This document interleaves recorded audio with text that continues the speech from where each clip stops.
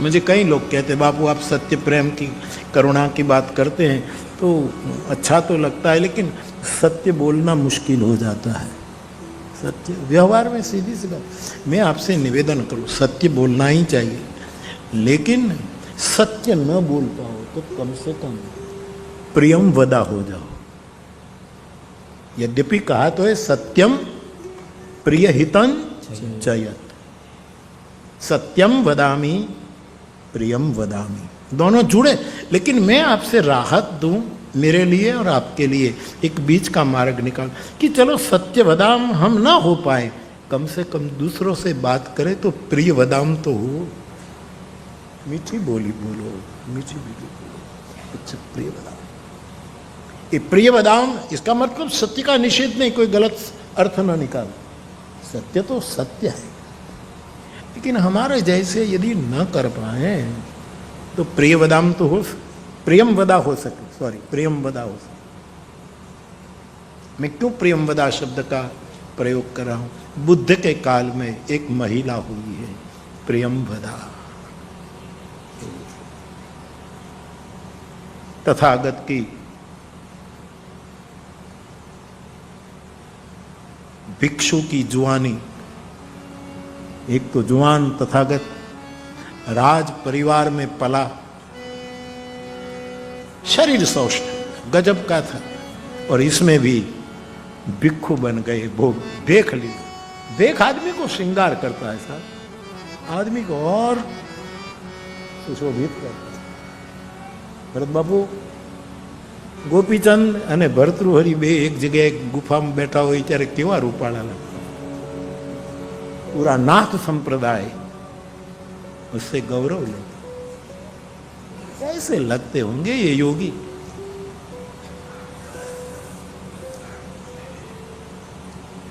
बहुत सुंदर है भगवान बुद्ध, और भिक्षा के लिए निकले हैं।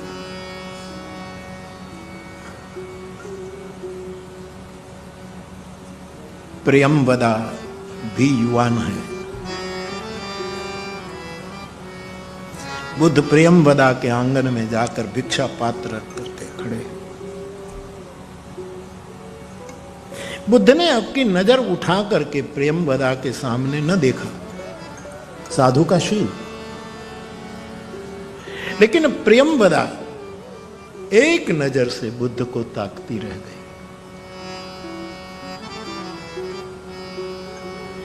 कुछ क्षणों के लिए मंजर रहा, ऐसे ही बुद्ध ऐसे ही खड़े, केवल पात्र और पात्र का खाली पना देख रहे हैं, और अभी कुछ पात्र में आया नहीं, वो आएगा तब वो देखेंगे। लेकिन बुद्ध ने कौन क्या दे रहा है वो नहीं देखा, उसके हाथ तक नहीं देखे, कौन है वो भी नहीं देखा। और प्रियमवदा बुद्ध को एक नजर से देख लिया। मैंने कल कहा ना, बुद्ध पुरुष में सौंदर्य भी बहुत होता है, माधुर्य भी बहुत होता है। खाई जवानी इच्छा था साहब, आखा नाखा खाई जवानी इच्छा था। यार इतनी सुंदरता, भजन की सुंदरता, ध्यान देना, सरलता की सुंदरता, सिमरन की सुंदरता, सादाई की सुंदरता, साधुता की सुंदरता, तो देखती रही, देखती रही। बुद्ध ऐसे खड़े हैं, सोच रहे हैं कि कब भिक्षा अंदर आए, और वहां लिखा है प्रियमवदा के 2 आंसू भिक्षा पात्र में देख रही थी। बुद्ध ने इसे रखा, और आंसू, 2 ही आंसू बुद्ध के पात्र में जब गिरे, 7 समंदर को लगा कि इस 2 आंसू के आगे हमारी कोई कीमत नहीं है। ये 2 आंसू मैदान मार गए। हम सागर हैं, लेकिन ये 2 बूंद से हम हार गए। कभी हमें अवसर मिले कि बुद्ध के कमंडल में हम जा बसे।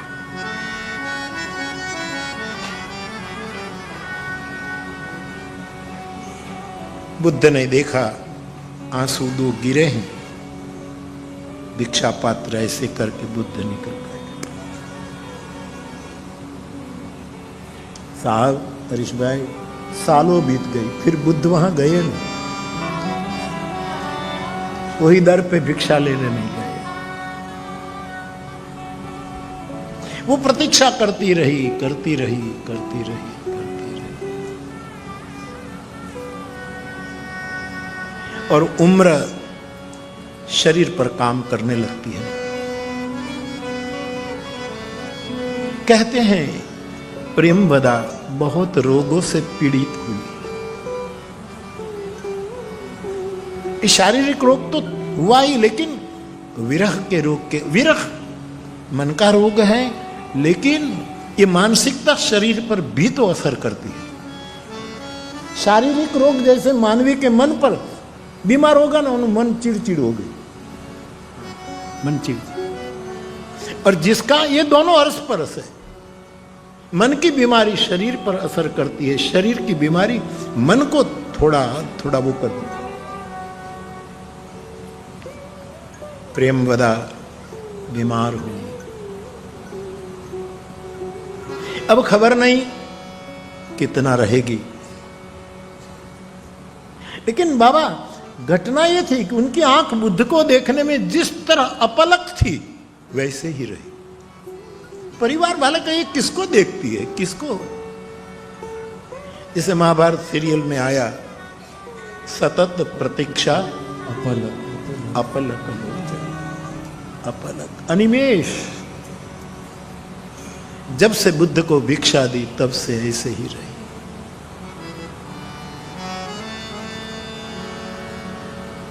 शरीर में रोग ने शरीर को घेर लिया।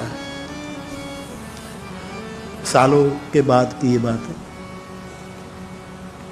एक भिक्षु दौड़ता आया, 10,000 भिक्षुओं के सामने तथागत प्रवचन कर रहे थे, आदेश दे रहे थे, देशना दे रहे थे। उसी समय एक भिक्षु दौड़ता आया, अविवेक माफ करी गई है, तथागत माफ करिएगा, मुझे संघ से निकाल देना मेरी ये अविवेक के कारण, लेकिन मैं कहे बिना नहीं रह सकता। क्या है? बोले प्रियंवदा बहुत बीमार है। बाबा प्रवचन अर्धुमुखी અને बुद्ध दौड़े, प्रवचन वहां और यहां आखिरी सांस ले रही थी प्रियंवदा। वही आंख है, बुद्ध बराबर एंगल पकड़ा कि वो मुझे ठीक से भिक्षा देते समय देखती थी, ऐसे ही मैं खड़ा रहूं ताकि वो ठीक से मुझे देख पाए। प्रियंवदा के सामने बुद्ध आए, निगाहें तो ऐसी थी, और बुद्ध को देखा। उसी समय जिस आंगन में वृक्ष के नीचे ये घटना घटती है, उस आंगन में वृक्ष की शाखा से एक चिड़िया कलबल कलबल बोलती उड़ गई, और प्रियंवदा की चेतना की चिड़िया भी उड़ गई। और तब कथा कहती है, आज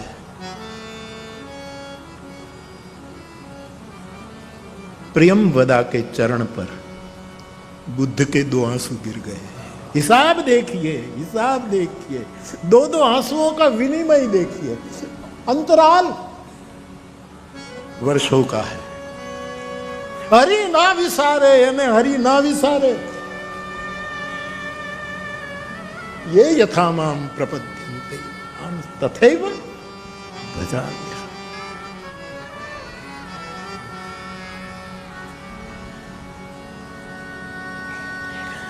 भावनगर सराय का फकीर सुभाष भाई भट्ट ने एक पन्ना फाड़ करके मुझे एक कहानी दी थी, 100 मैंने आपके सामने पेश की।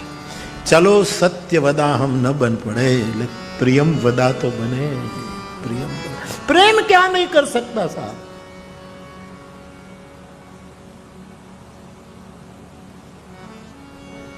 तो सत्य, प्रेम और करुणा की बात हम करते रहते। सत्य बोलना ही चाहिए, लेकिन संसारियों में हम सब जानते हैं कि जरा मुश्किल, लेकिन कम से कम किसी से बात करो तो भले आप सत्य न बोलते हो, लेकिन खेल न करो, रमत न करो, प्रिय बोली में बोलो कि भाई सत्य तो ये है लेकिन हम नहीं कर पाएंगे, क्षमा करें। ऐसे प्रियम वदा बनो तो अंत समय कोई बुद्ध आ जाएगा।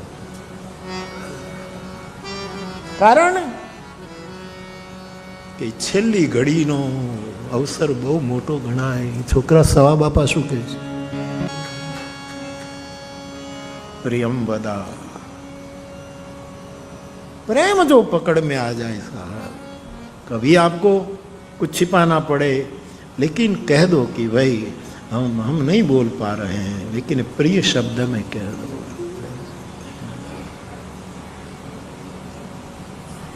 सत्य आमूचे जीवन, प्रेम आमूचे जीवन, करुणा आमूचे जीवन। महाराष्ट्र कहता है विठ्ठल आमूचे जीवन, ज्ञानदेव माऊली आमूचे जीवन, तुकाराम आमूचे जीवन, राम कथा आमूचे जीवन, राम कार्य आमूचे जीवन, राम करुणा आमूचे जीवन। मुझे पेश करना है कि मेरा जीवन क्या? राम कथा आमूचे जीवन, राम कार्य, राम कथा के माध्यम से राम कार्य करना आमूचे जीवन, और राम की करुणा में जीना, राम कृपा करुणा आमूचे जीवन।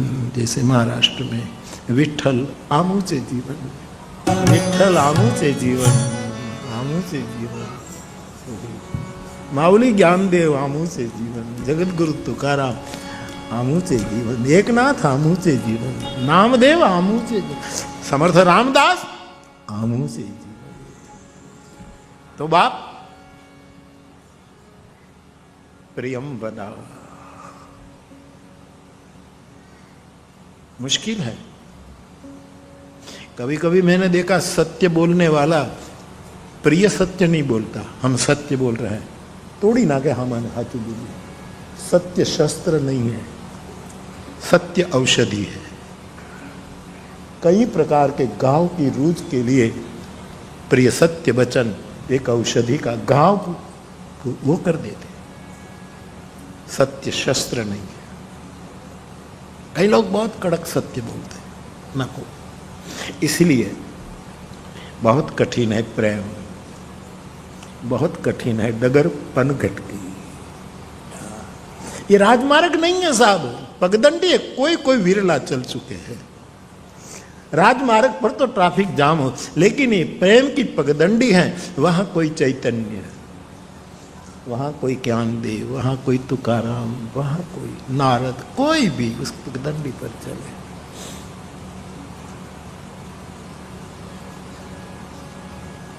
तो सत्य, प्रेम और करुणा, ये शिव रूपी धर्म के 3 नेत्र है। सत्य दाई आंख है, करुणा बाई आंख है, और सत्य वहनी नेत्र है। शंकर का तीसरा नेत्र अग्नि है। दाई आंख सूर्य है। सत्य सूरज जैसे, हरीश भाई कैसे सूरज जेवू सत्य कहवा। सत्य को किसके साथ, यद्यपि किसी से तुलना नहीं की जाएगी, लेकिन कोई न कोई आधार तो चाहिए। कैसा सत्य? जैसे सूरज जैसा। जैसे हमारी गैलेक्सी में जो निकट पड़ रहा है वो सूर्य है, ऐसे तो कई गैलेक्सी हैं। तो हम सत्य को सूर्य के साथ जोड़ सकते हैं। कैसा सत्य?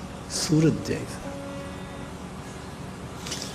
ये शिव की दाई आंख है। तो बीच में जो अग्नि नेत्र है वो प्रेम है। प्रेम आग है, प्रेम ज्वाला है। कौन कौन ज्वाला है रामचरितमानस में खोजने से प्राप्त होती है। कितनी कितनी ज्वाला। एक तो उठी उदधी और अंतर ज्वाला, समुद्र में एक ज्वाला है। ये तो राम के बाण से प्रकट हुई, बाकी समुद्र में एक ज्वाला है, आग है, जिसको वड़वानल कहते हैं। वड़वानल अग्नि, ये आग बभूकती है। एक भूख की आग होती है, आदमी को जब भूख लगती है, भूख की आग। જઠરાગ્નિ જ્યારે જાગશે ત્યારે કેટલાયના મહેલો બળીને ખાખ થઈ જશે સાહેબ, એવું સામ્યવાદી सूत्र આવ્યું एक। यद्यपि वहां भी भेद तो आया, साम्यवादी सूत्रों को किसी ने कविता में डाला। भूख्या जनानो जठराग्नि જ્યારે જાગશે, जठराग। एक है प्रेम अग्नि,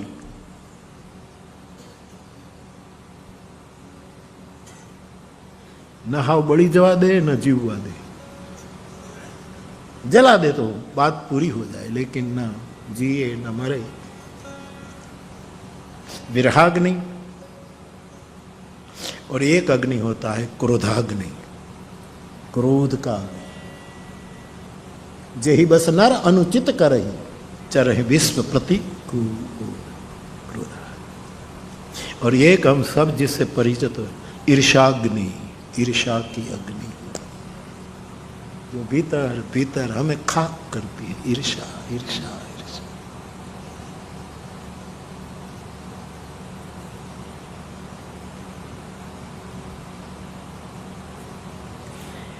ये डराने के लिए नहीं, मैं तो अपना स्वाध्याय कर रहा हूं साहब, इसलिए आपके सामने मेरी पढ़ाई पेश कर रहा हूं कि मैं ऐसी कोशिश कर रहा हूं।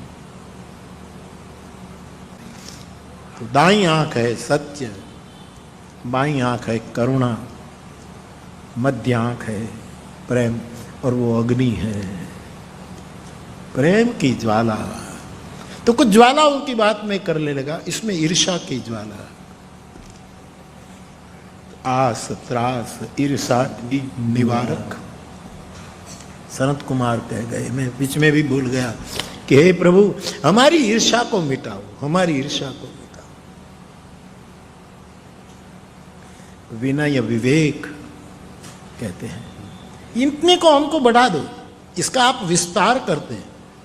वीरति विनय विवेक का आप विस्तारक है प्रभु, उसका विस्तार करो, और हमारा भय, हमारी इच्छाएं और निंदा ईर्ष्या, इसको मिटाओ। तो अग्नि नेत्र है प्रेम। तो इसमें कठिन तो बहुत घना सत्य बोले, पर जरा प्रिय नहीं, एवं अवड़ू बोले, एवं अवड़ू वही सत्य, इसकी मना नहीं। मेरे जीवन की यात्रा में ऐसे कई तथाकथित सत्यवादियों को मैंने देखा है, भयंकर पाणा पड़े एवं बोले।